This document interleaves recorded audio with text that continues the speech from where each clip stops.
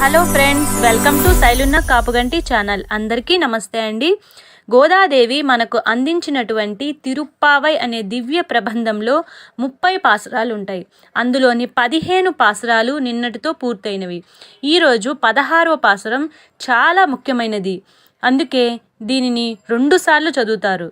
కార్యసిద్ధి జరగాలంటే ఈ పాసురాన్ని మనము రోజుకి 27 సార్లు కానీ 108 సార్లు కానీ చదివితే చాలా మంచిది అంటారు.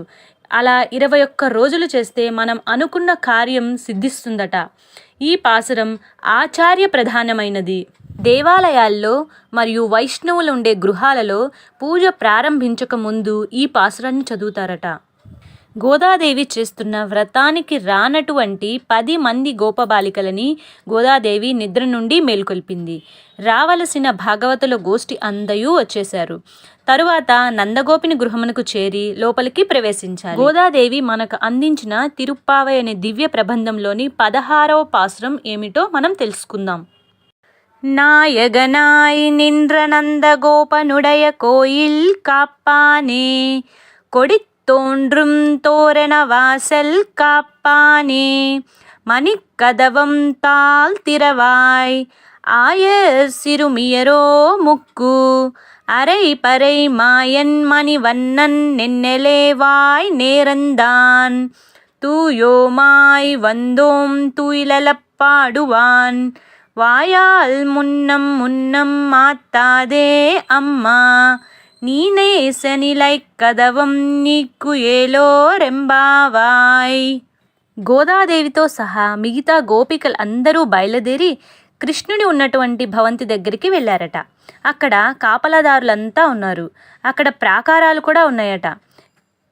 అందులో మొదటి ప్రాకారంలో ఒక కాపలాదారుడు, లోపల 2వ ప్రాకారం దగ్గర మరొక కాపలాదారుడు ఉన్నాడు. అక్కడ ఏమి జరిగిందో మన తల్లి గోదాదేవి ఈ పాసురంలో మనకి వివరిస్తుంది.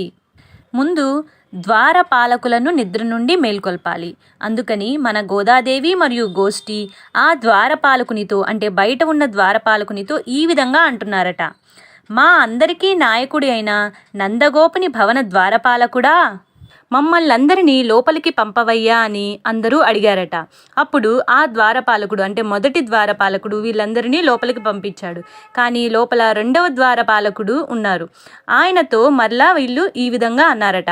ఓ 2వ ద్వారపాలకుడా, మాణిక్యమయమైన తలుపులను వాటి యొక్క తాళాలను తెరువుము అని అడిగారట. అంతేకాకుండా ఈ విధంగా వాళ్ళు చెప్తున్నారు, మేమందరం చాలా చిన్నపిల్లలం, అమాయకులం. మా గురించి నువ్వేం భయపడవలసిన అవసరం లేదు.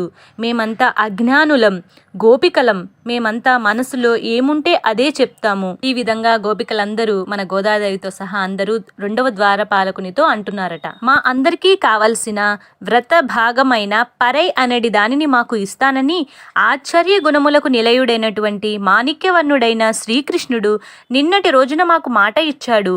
అందుకే మమ్మల్ని అందరినీ లోపలికి పంపుము. మేము స్వామిని నిదుర నుండి మేలుకొల్పుటకు మరియు గానం అనురించుటకు పవిత్రులమై వచ్చాము. మంచి భావనతో వచ్చాము. అందుకే నువ్వు మమ్మల్ని అడ్డుపడకుండా లోనికి పంపుము అని ద్వారపాలకునితో ఎంతో నమ్రతతో గౌరవంగా మాట్లాడుతూ అందరూ అడిగారట.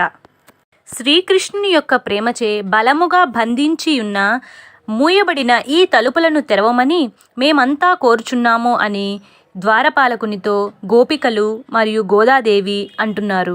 ఈ విధంగా అంటూ మొదటగా ద్వారపాలకుల నిద్ర నుండి మేల్కొల్పారు మన ఆండాల్ తల్లి వారి యొక్క గోష్ఠి. ఈ పాసురం నుండి మనం ఒక విషయాన్ని గ్రహించవచ్చు. ఈ విషయం వేదాలలో కూడా ఉంది. రాజుకు ఎంత గౌరవం ఇస్తామో రాజ పరివారానికి కూడా అంతే గౌరవం ఇవ్వాలని మనకు అర్థమవుతుంది. గౌరవ ప్రతిపత్తులు మనకు లభిస్తాయి ఈ పాసురం వల్ల. అందుకే రాజకార్య సిద్ధికి ఈ పాసురం ఎంతో ముఖ్యం. Thanks for watching this video. అందరికీ నమస్తే అండి. ఆండాల్ తిరువడిగలే శరణం.